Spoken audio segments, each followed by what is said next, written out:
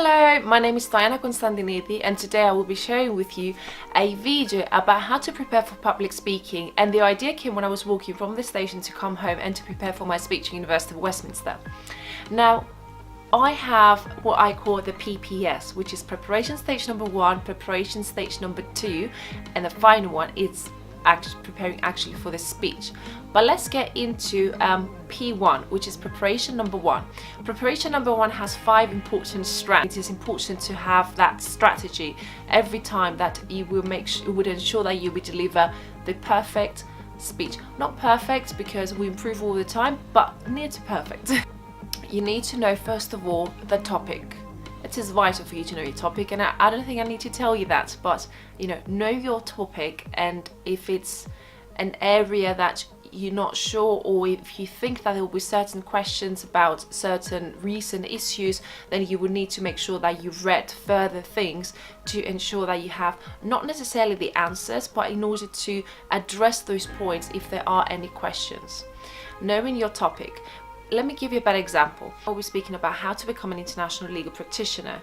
It will make a difference if I was speaking about accountability in war zones and whether a war is legal or illegal, etc. So the topic and the weight of them is so different that I would need to make sure that in respective of those two fields, I have done my research proper.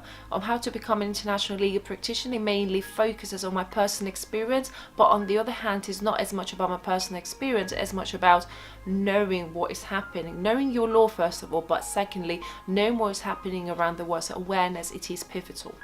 Now, knowing your topic. So I gave you the example of how topics vary accordingly. The time and the place. You may think that time is place, it is not as important, but listen, again, I'm going to use my example from the speech that I've got tomorrow. I do not want to burden the students with more heavy information. I will need to ensure that the information I deliver to them is first of all inspirational, but most importantly they are easily digested, because I know that they're consuming so much information for the finals, and the last thing I want to do is to burden them even more. Number 3, you need to know your audience. So I know that had to do with students, so therefore I know that they have their own insecurities about the future. I myself, being one of the students, I know how it feels.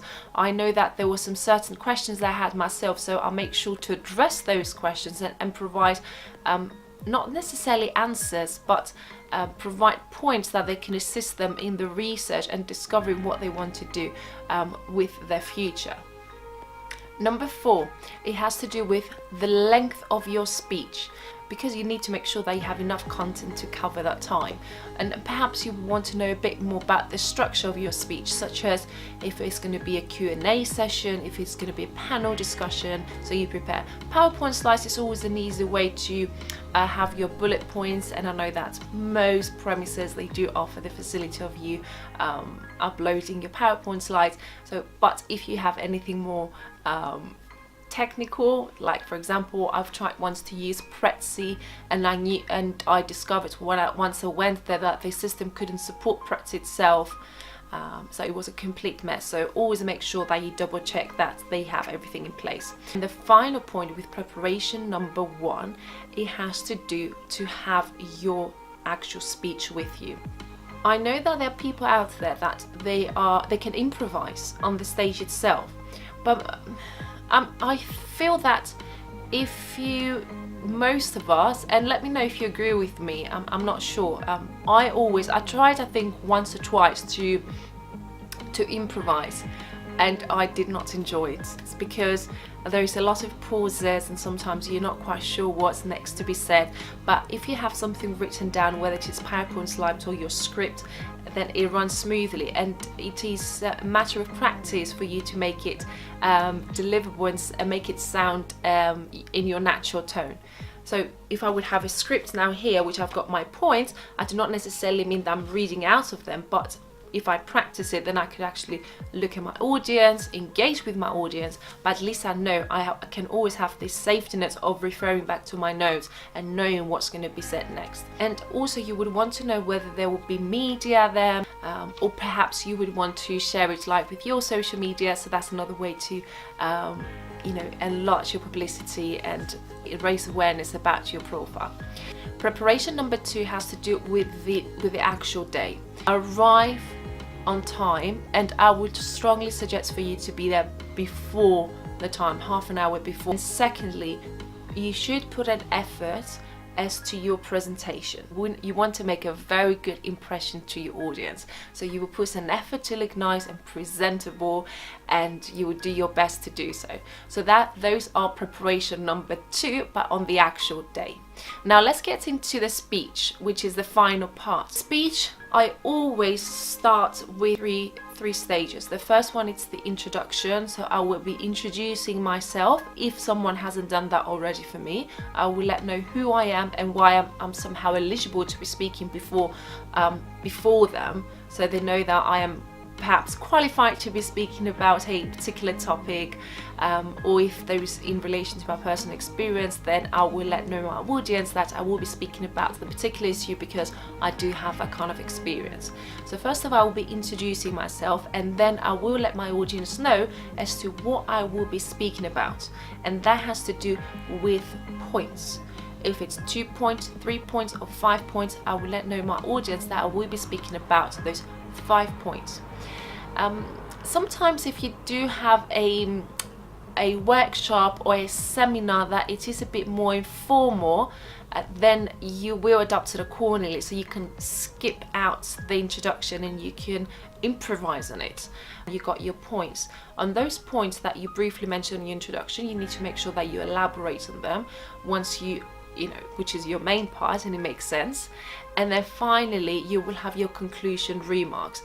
It could be either be about your personal experience, or if you're speaking about legal points or anything else. It doesn't have to be only with law, but law is the one that I know and I share with you, to address perhaps few issues, few gaps, or if there are uncertainties and certain legal lacunas, then perhaps you would like to raise those on your conclusion remarks.